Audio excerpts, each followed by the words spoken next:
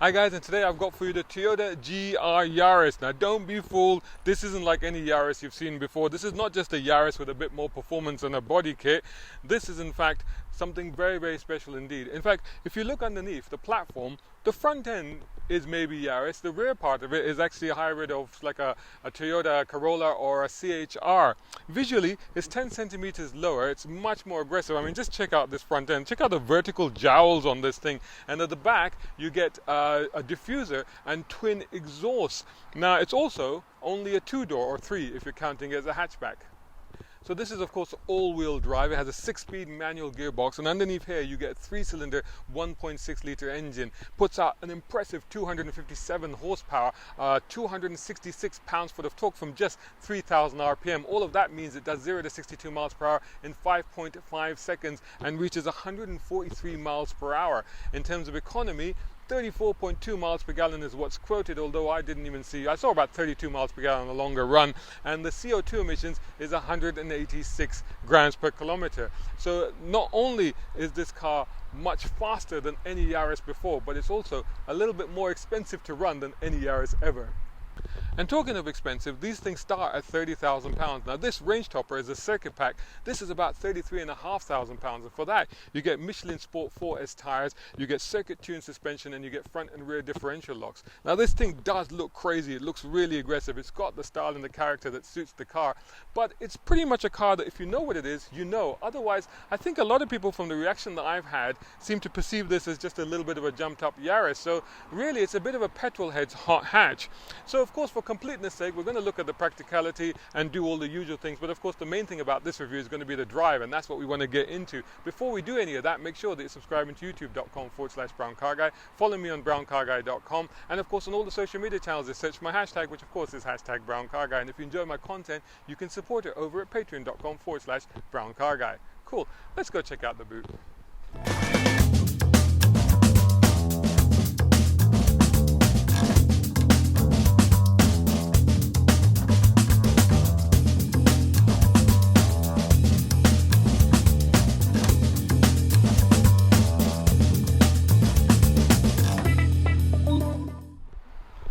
So check it out, as I mentioned, it's got the twin exhaust and the diffuser at the back.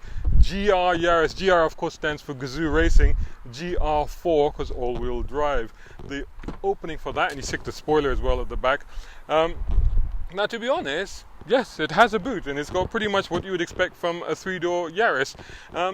Under here, there's a big old battery. There seems to be a bit of space around that where you could maybe put some items, but I wouldn't advise it because you're exposed to the battery. But there's a few compartments and slots where you can store some stuff. There's a tire repair kit, so you don't really get a spare tire. Anything else in the back here? No, not really, but you do get 60/40 split folding rear seats. That's pretty much all that you really need in a car like this. Of course, it's got lightweight panels, including the roof as well, which has got this carbon wrap on it. Cool. Let's have a look inside the car. Here we are in the Toyota GR Yaris, and yeah, it feels suitably sporty. You've got this leather wrap steering wheel with red stitching. They've avoided the temptation to go flat bottom. That's quite interesting. So it gets a normal steering wheel, but you do get a GR badge in here. Now I turn it on, so clutch down, press this GR start stop button. I press that down, and you get the GR. Sounds a bit like a diesel when you first start it up. You get the GR logo there, you get the GR logo there, and then you get all the various configurations on here. The first thing you always get is avoid excessive acceleration due to temperature. So this is a car like a little bit old school. It wants you to warm it up first before you start to exploit that performance. So you get rid of that, and then you can see the rest of the stuff in here. Now what I would say first off is the seating position is good. There is a footrest for my clutch foot, which means that if you are long leg, you might just want to check it out because maybe it's a little bit restrictive, but the pedals are really well placed, especially for heel and toeing. Absolutely fantastic, but there's limited room for your left leg, so you might just want to check that out. Steering of course is adjustable for rake and reach. The other thing that I think is really good, they've avoided the temptation, unlike some manufacturers, to go for these really firm and body wrapping, body hugging bulky seats, or bucket seats if you like. So instead of that, I mean, these are kind of bucket seats and they do provide enough support, But you know, despite the fact this is the circuit pack edition, they haven't given you racing seats with a racing harness, which in everyday use is uncomfortable. And you know, if you're big in the rear end, let's say, they could be quite tight. But these ones are very comfortable and very and good at their job as well in terms of supporting you. And in here you get a tray up here. You've got all of this normal stuff that you get. A tray down here, power supply, USB. This is the button for the 3 modes. So the 3 modes I'll explain later. They basically affect the power distribution front and rear. Down here your IMT, intelligent manual transmission, traction off, and this is the automatic start stop. Plus you get a little badge to tell you that you are in a car that was developed for the FIA World Rally Championship, and you get a normal traditional handbrake. So that's quite good. Not that I'm suggesting that you do anything with it whilst driving. You should only use it for stopping and parking the car and holding the car once in park position. But there are other things that you can use that for in a car like this, and I'm sure you know what I'm getting at. Anyway, so that's what this car is like. To be honest, like, it's not something, as I said, that I'm going to talk too much about. Really, what you want to know is getting into the drive. It does have a lot of safety kit on it. Pre-collision system enhanced with emergency steering assist. It's got adaptive cruise control. It's got lane assist, lane departure alert. It's got road sign assist, so it will recognize road signs. It's got adaptive high beam. It's got airbags. It's got brake assist, and it does have a reversing camera as well, although the boot is open, so that's just showing the sky at the moment. And also it's got, these are GR Ultra Suede sports seats, so they are sports seats. It's got dual zone climate control and the 3-spoke leather steering wheel. So that's all well and good. I think really the thing to be done, a nice bit of suede here as well actually. They've avoided the temptation to put suede in the steering, but they have got it here, and the roof is normal. It's the normal lining on there. Let's just take it for a drive.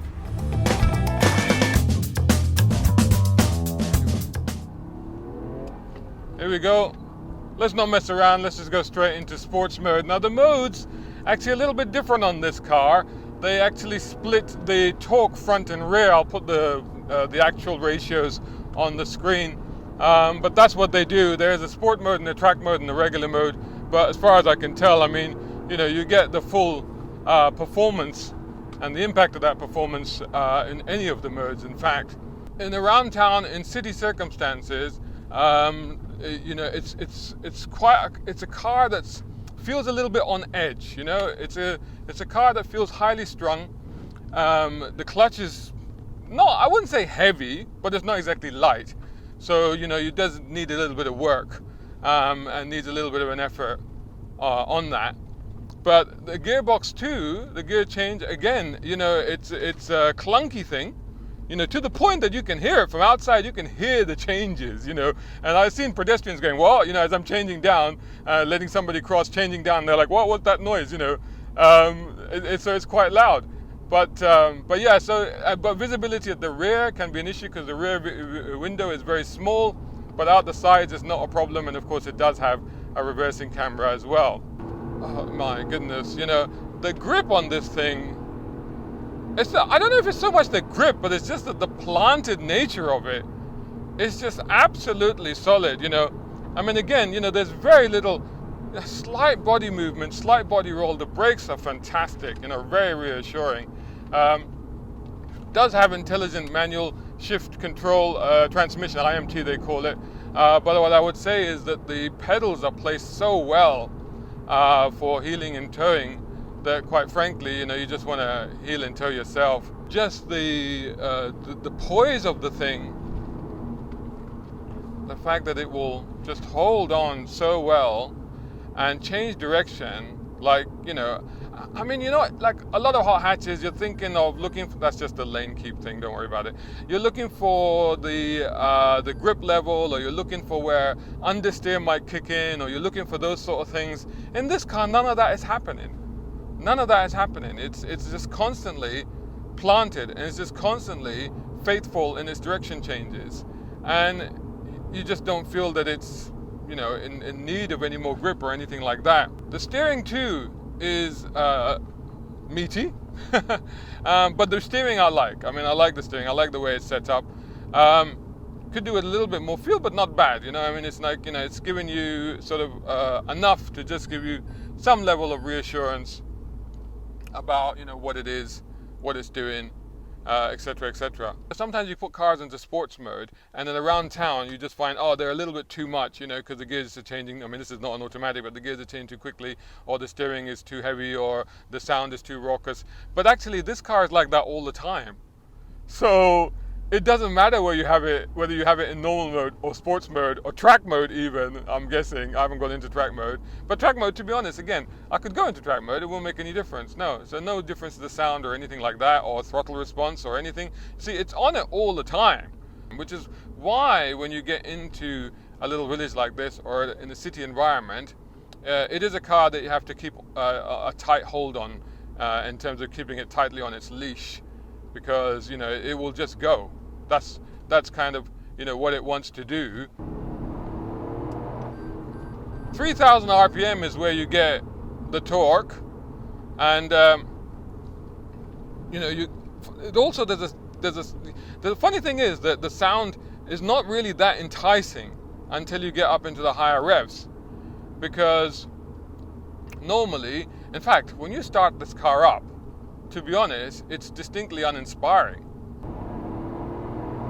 Yeah, you have to be well over 3,000 RPM to get some character out of that three-cylinder engine. It's thrummy and it's interesting and it's rhythmic and it's, you know, rorty. You know, that's now it wants to sort of make the sort of noise that you expect it to make. There. Now it's starting to sound like a rally car. Strangely, it's not banging and popping, which is what I kind of expected, you know, being that it's based, you know, or it's, you know, a derivative of a rally car, if you like. I expected a little bit more banging and popping and stuff like that, but it's not really doing that as such. You get right up to 7,000 RPM, it's still accelerating. Like I said, you get full torque at 3,000 RPM. But yeah, it is worth going hunting for that red line, that's for sure. But again, you know, it's a car that's pretty exhilarating, and it's a car that, I wouldn't say demanding, but a car that's expecting. It expects of you, you know. It doesn't. It's not so much that it demands of you, because it can look after you and it can cater for you. That's not a problem. But it expects of you. It expects that, you know. It's like, I am not. It literally is like saying, I am not a Yaris.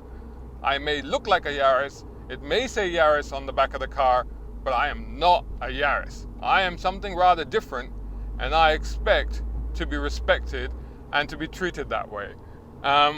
Which in essence means it expects to be thrashed. That's kind of what it wants, you know. And, you know, it kind of wants to be thrashed all the time. That's kind of what it wants, you know. It doesn't want to be pussyfooting around, put it that way. Especially in this day and age where, you know, so many cars are designed to mute the visceral qualities of driving, or the visceral sensations of driving. They're designed to mute that and make it more accessible, make it easier, make it simpler. And even the ones that are performance orientated very much often have that Jekyll and Hyde character. This is all Hyde. This is just, you know, there's no Dr. Jekyll here. Mr. Hyde killed Dr. Jekyll. When Dr. Jekyll was the Yaris, and when he turned into this, Mr. Hyde just killed him. And it was like, that's it. It just, you know, it just wants to go. And it's phenomenal. The speed that it will carry, the things that it will do, is just absolutely crazy. But you never feel like it's, you know, I mean, again, you want to know where the limit is, but you're never going to be getting to that limit on little B roads like this, that's for sure. Sounds good. Then, you know, the pedal positioning is just so spot on. I really thought about that and gone, right, anybody that's even mildly able, like me, like mildly competent at managing a heel and toe, you can do it in this car. That's what they're saying. It's like, yeah, no problem.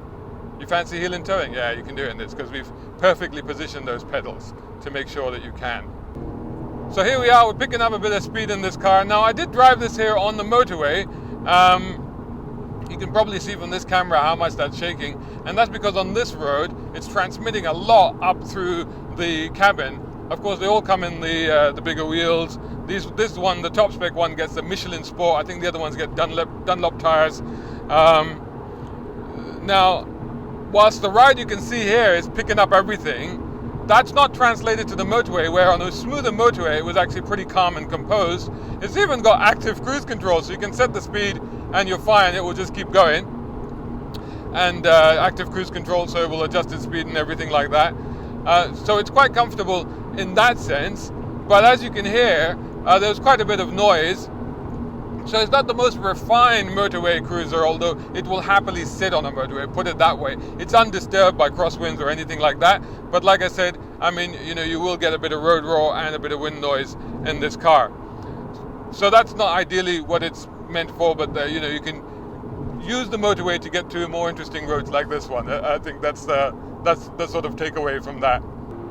I wish there was a way of turning off the, oh my lord, it just builds and builds and builds momentum. I mean, it's quite staggering. I mean, it's sort of got large performance car behavioral patterns, if you like, despite the fact that it's, a pocket rocket.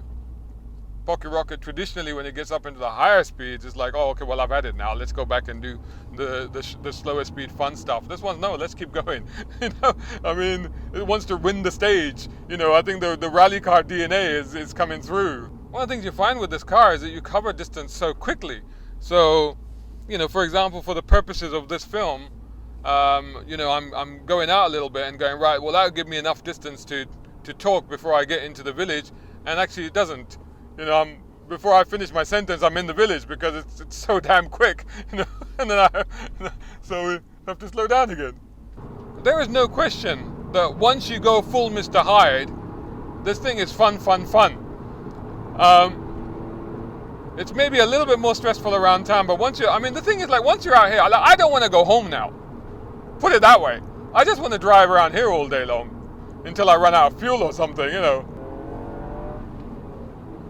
Yeah, it's just the performance, the pull of the car, especially about 3,000 RPM, is quite intoxicating, if I'm being honest, And just the fact that that you can just push it through a corner. You heel and toe, you brake, you turn, and then you just accelerate. I mean, you don't even have to think about it. It's just extraordinary. So again, brake, change down, heel and toe, turn in, and then just floor it.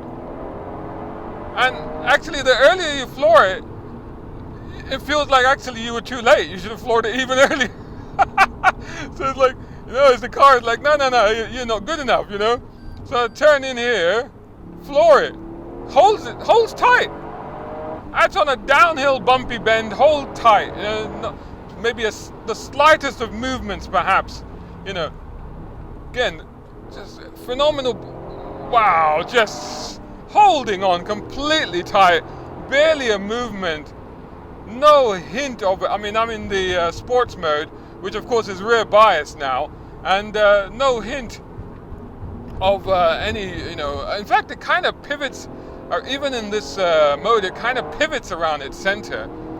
So it's kind of like, because it's a short wheelbase, but it's not like, it's not threatening to break traction or grip or anything like that, but yeah, I mean, power on. I'm trying to find that understeer, and I'm almost finding it. And then as soon as you find it, the car just sort of goes, oh, okay, you want to turn? Let's turn, What a thing, man.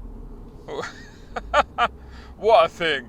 I mean, on a road like this car is an absolute phenomenon, an absolute legend, and worth, every penny of the 33 grand or whatever it is that you're going to spend on it, depending on the 3 spec that it's got. This is the top spec car, of course, the circuit spec car.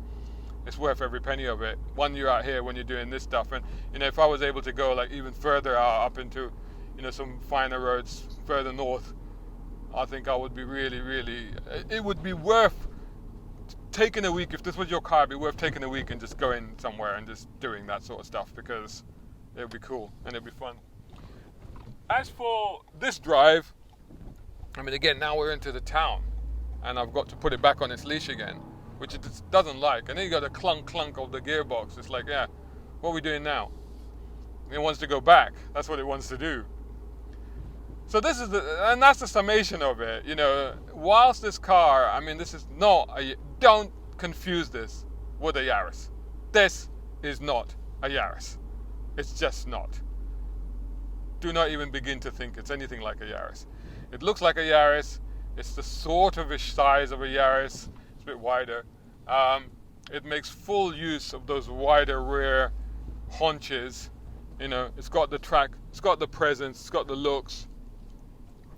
But it's got the madness that a Yaris wouldn't have. A Yaris would be sensible, a Yaris would be courteous, a Yaris would be usable, a Yaris would be very, very amenable. This one is a bit mad, and you know, it actually wants to leave the city limits as soon as it gets the opportunity and go crazy. That's what it wants to do, and that's what it wants you to do. That's kind of what it's all about. And you can kind of understand it considering the ingredients that have gone into this car. I mean, look at this. It doesn't even like to pull away in second. It's like, what are you doing? It's like, we don't pull away in second. I mean, I wasn't even stopped then. But a few times, like, I've been like, you know, oh, most cars, you're doing slow speed, you pull away in second. It's like, no, first. It's crazy. So there you go. I mean, this is the reality of it. This is a car that if you want to be on it, this is like an old school pocket rocket hot hatch, let's be honest. And but it wants to be on it all the time. And if that's the sort of thing you want, then this is the ultimate. I mean, it's the ultimate. Just get it. End of. You know, because that's what it's about. If you wanted a car that you thought, well, you know, I want to be on it, but sometimes I just want to go to work or I want to drive to the shops and stuff. You can do all of that. You can do all of that. I'm not saying you can't. You can, and it will do all of that. But it won't. But it'll be like, oh, all right then. You know what I mean? It'll be like that. That's sort of the nature of it. So there's your compromise. So you have to think about, well, if that's okay for you, then that's fine. Otherwise, something else might be worth looking at. But if what you want is the craziest, fastest, most planted little hot hatch that you can currently buy, end of discussion, go out and get this. There you go. Hope you enjoyed that review. I'm going to go enjoy this car a bit more before I have to head back into town. I have to find some more roads. See you later. A big thank you to my top tier patron and sponsor Jay Williams over Air Technic. Check out their shop for brakes, exhaust, body kits, and of course suspension. Plus, thanks to Muhammad Ali Ahmed and Tom Conway Gordon, who are both tier 4 patrons, and of course all of these guys for also subscribing to my Patreon account and contributing so much towards helping me to continue creating this content. Join them over at patreon.com/browncarguy, and of course make sure that you are subscribing, liking and sharing this channel. Hit that bell notification icon so you don't miss any of my videos, and also check out browncarguy.com and follow me on all social media channels. Just search for my hashtag, which of course is #BrownCarGuy.